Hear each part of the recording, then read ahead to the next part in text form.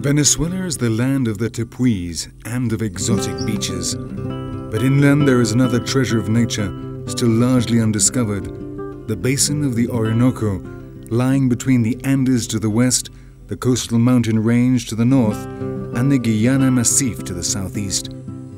It is so completely flat that it has been named the region of the plains.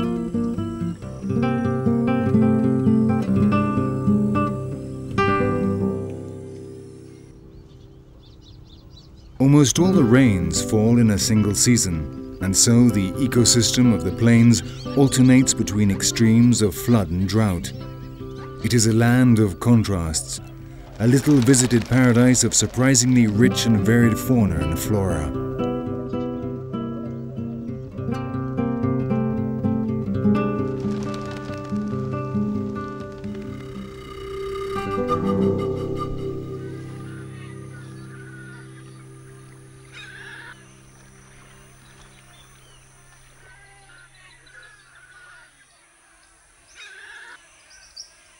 The Apure River runs across the plain flanked by thick vegetation. Here, ever alert, lives the wood ibis, also known as the American ibis or forest stork. Every year, they build their nests along the banks of the river and feed on the animals that live in its waters. Thousands of birds of many different species have found on these plains their perfect natural habitat. The Orinoco Basin covers an area of 300,000 square kilometers, and its many rivers and marshes provide sufficient food and water to support a great variety of animals. There are, for example, more species of bird here than in the whole of the United States.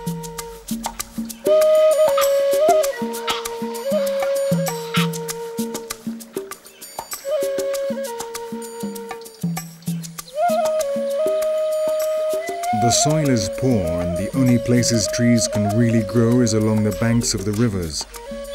The thick vegetation here stands in stark contrast to the vast empty spaces beyond. Trees are always a sure sign that a river or stream is nearby.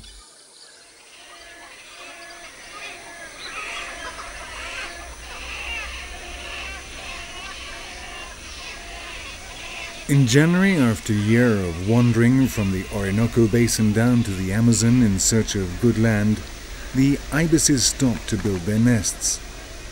Once they have found a suitable tree, the pairs of birds take just a few days to build their nests, in which they will incubate from 2 to 5 eggs.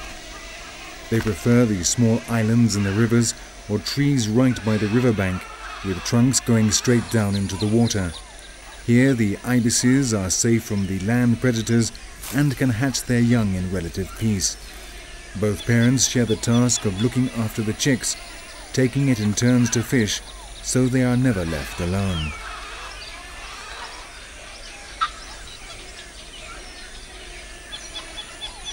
Like its close relative, the Indian ibis, their fishing tactics rely on the sensitivity of their beaks, which means they can detect fish without seeing them.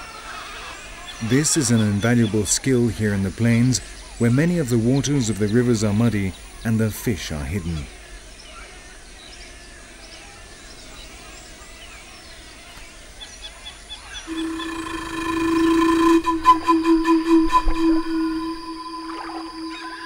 The largest freshwater turtles in the world, the araus, don't share the ibis's paternal instincts.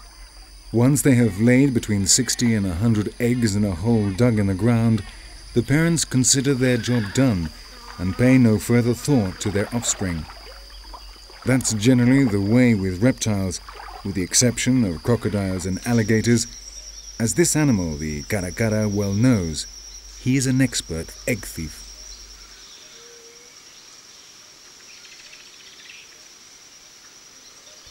A caracara has found the eggs thanks to the urine-soaked earth covering them. Both he and his mate know what is hidden here, and they start digging for their treasure.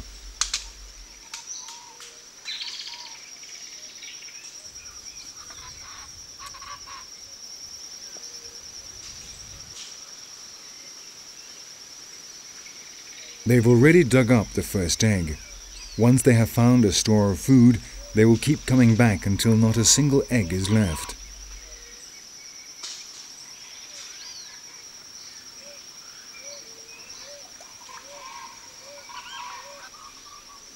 The turtles are not the only victims of the caracaras.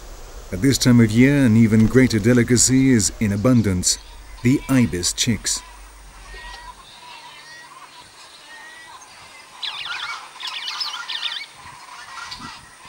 In the first stages of growth, the chicks are very vulnerable, and the caracaras are busy searching for an unprotected nest.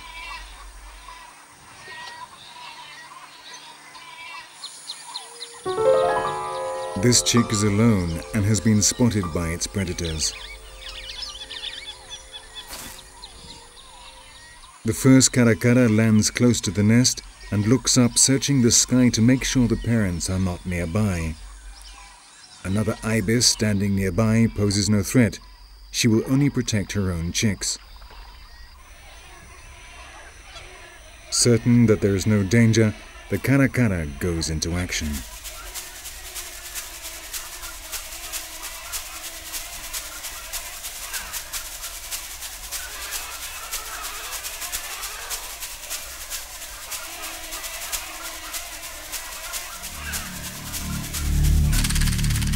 In the water, the alligators and the piranhas wait for something to fall in. Meanwhile, the caracaras calmly devour the chick they have found, while the other ibises stand impassively by.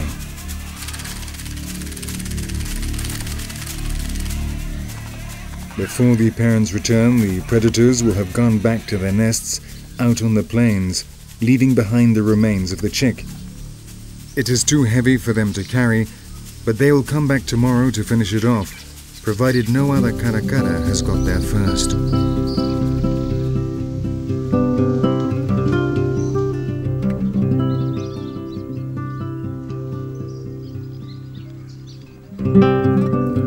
Most of the soil on the plains is clay, which prevents drainage.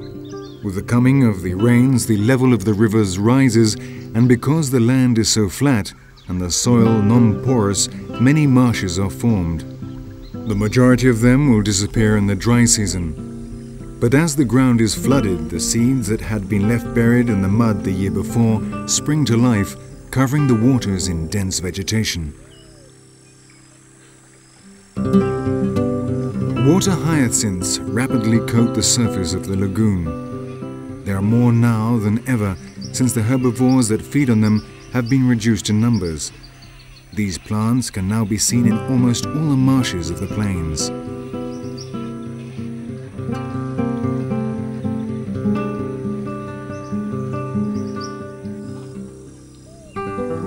The hyacinths don't bury their roots in the soil, but rather float, feeding on the nutrients carried along by the water. In this way, they can drift with the current and so easily colonize new territories.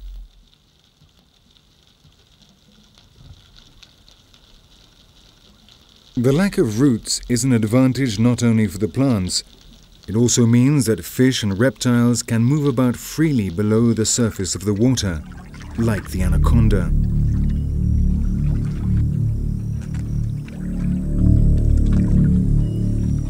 The hyacinths also provide a place to hide, a form of camouflage.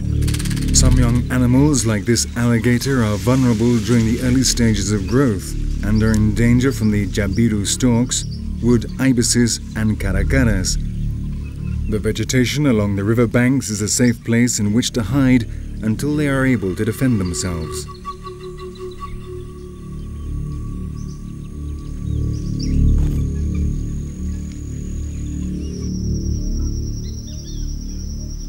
The number of water hyacinths is kept in check, above all by this rodent, the capybara.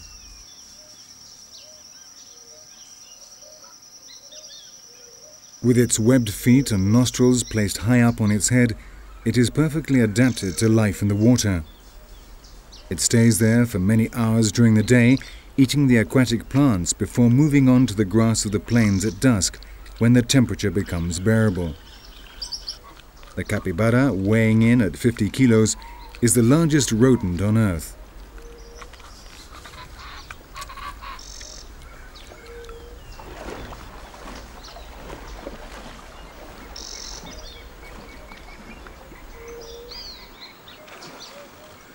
The males can be easily distinguished from the females by the gland on their foreheads. They rub this gland against the vegetation, leaving a smell which is recognized by all others of their species. They regularly renew the marks that separate their territory from that of other adult males. The majority of their territory is covered in water.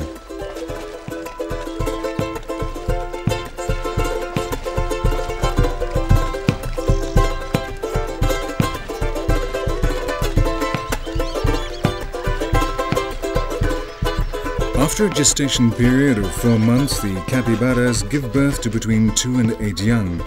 The mating season is timed to ensure that they are born at the end of the rainy season, when conditions are at their best and the chances of survival greatest. Around 50% survive, which gives us some idea of the demographic potential of these rodents.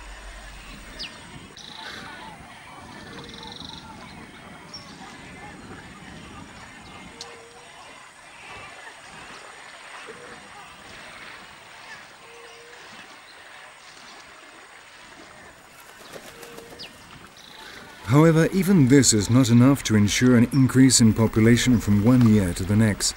The capybara has a serious problem. Their meat is much appreciated by the herdsmen of the region and is traditionally eaten at Easter. Every year, many are killed, and every year the population goes down a little more. In the past, their main predator was the Orinoco crocodile. Now, the greatest enemy is man, the same men who have driven the crocodile to the verge of extinction.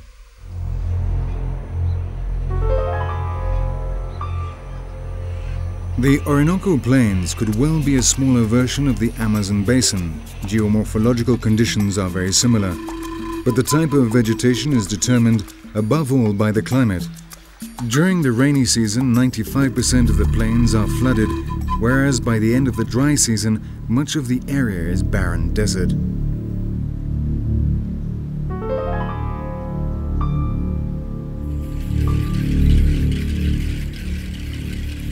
This is the most difficult time of year on the plains, and many of the animals born during the rainy season will simply die.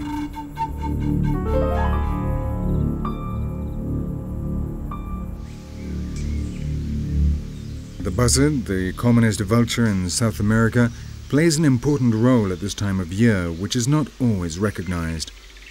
By clearing away dead bodies, they help prevent infection to both wild animals and cattle.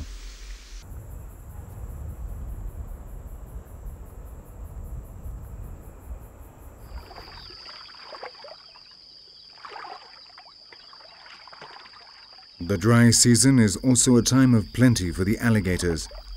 As water becomes scarce, the pools shrink, the fish are trapped, and so are easy to catch.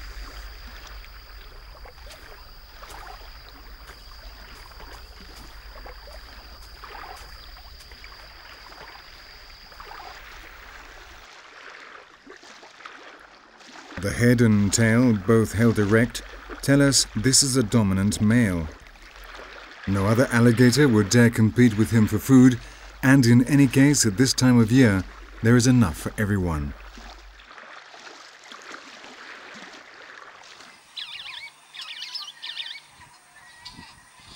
The ibis chicks have grown and need less and less food. Because the fish are concentrated in small areas, the adults can make one last effort to ensure the survival of all their young.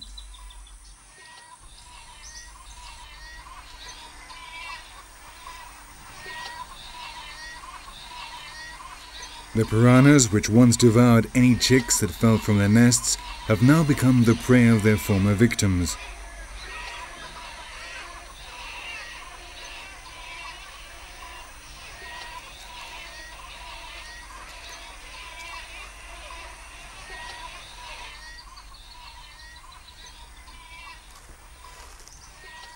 This season is also hard for the land mammals, especially the need to keep cool during the hottest part of the day.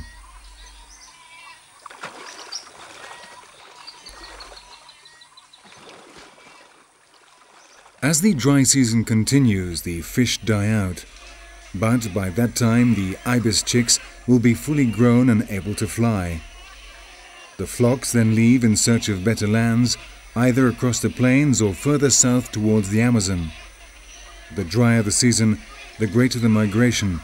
They will not return until the next rainy season.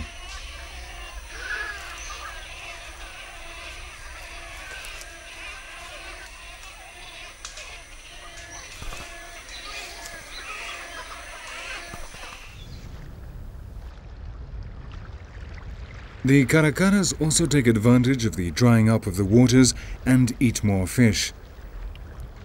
Now that the ibis chicks are fully grown and no longer vulnerable, the stranded fish provide a good alternative diet.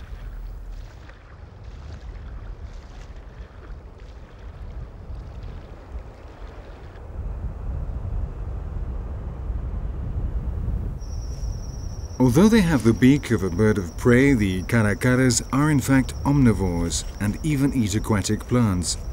Sometimes, as we can see here, they are also scavengers, as long as the dead animal is not in an advanced state of putrefaction.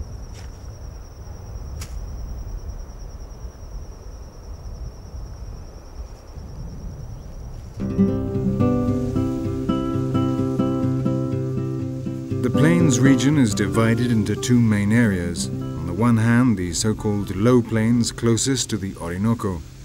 This is where the climate is most extreme and the poor soils mean there are few trees. Grass is the main vegetation.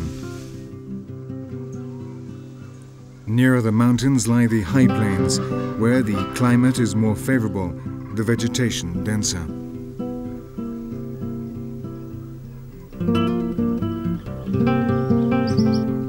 These are the tepuis. For most of the year they are solitary birds or live in pairs, but with the arrival of the dry season they congregate in large groups wherever water can be found. Many other species of bird also flock to these areas during this season.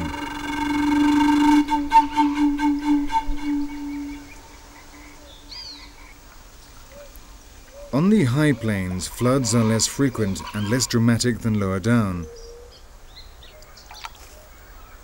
The rivers carry less water and the landscape is more uneven, so when a river does flood over, it doesn't cover the whole area. There are fewer marshes in the rainy season and pools are rare in the dry season. All the animals in the area are drawn to the few pools there are. Some, like the cormorants, are attracted by the abundance of fish, while others simply want to drink.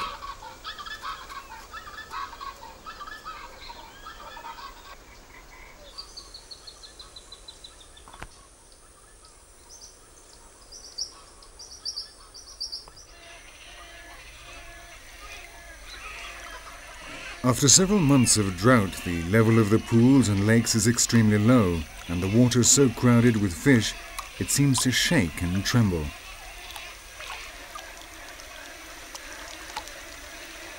Some alligators leave the river and move to the lagoon.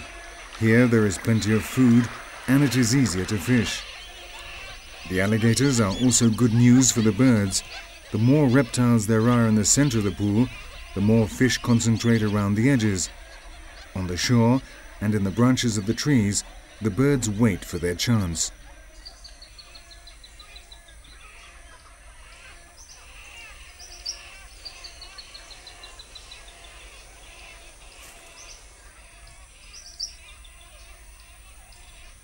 It's not long before a fish comes close enough to be caught.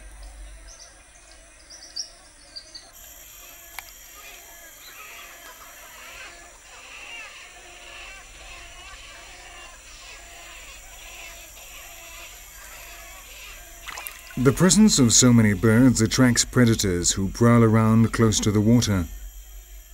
This means the shores are dangerous places and the capuchin monkeys stay on the ground only as long as is strictly necessary. These are perhaps the most intelligent monkeys of the plains.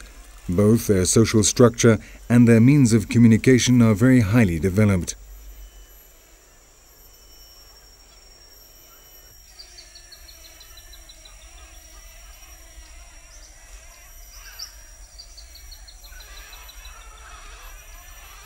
The pool is their only source of water, and sooner or later they have to come down to drink. On the ground, they are easy prey for the carnivores and must remain on their guard as they quench their thirst.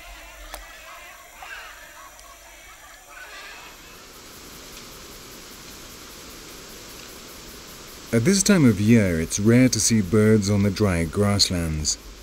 This pair of jabiru storks is probably looking for insects or reptiles to supplement their diet. But they spend the majority of their time near water, where they also find their main food, fish.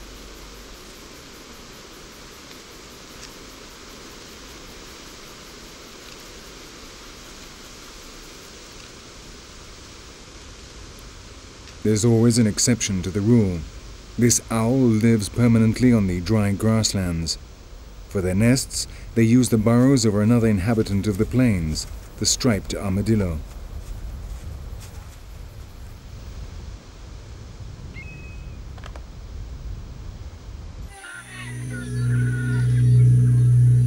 The forests along the banks of the rivers are home to one of the strangest birds in the world, the hoatzin.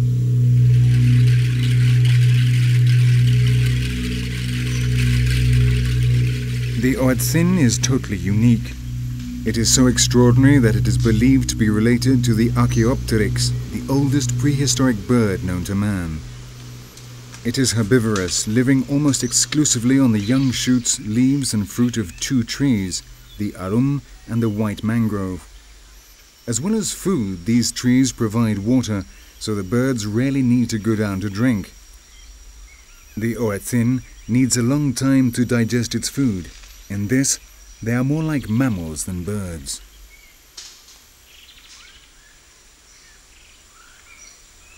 Its stomach can be up to 25% of its total weight, which means it has had to reduce the size of its sternum. The chest muscles have also been affected and are smaller than normal for a bird of this size. As they have lost strength, flight has become more difficult, and they merely glide short distances between the trees where they live. The jabiru storks, on the other hand, fly great distances from their nests in the early morning in search of food. At sunset, they return to their homes on the many islands in the Apure River.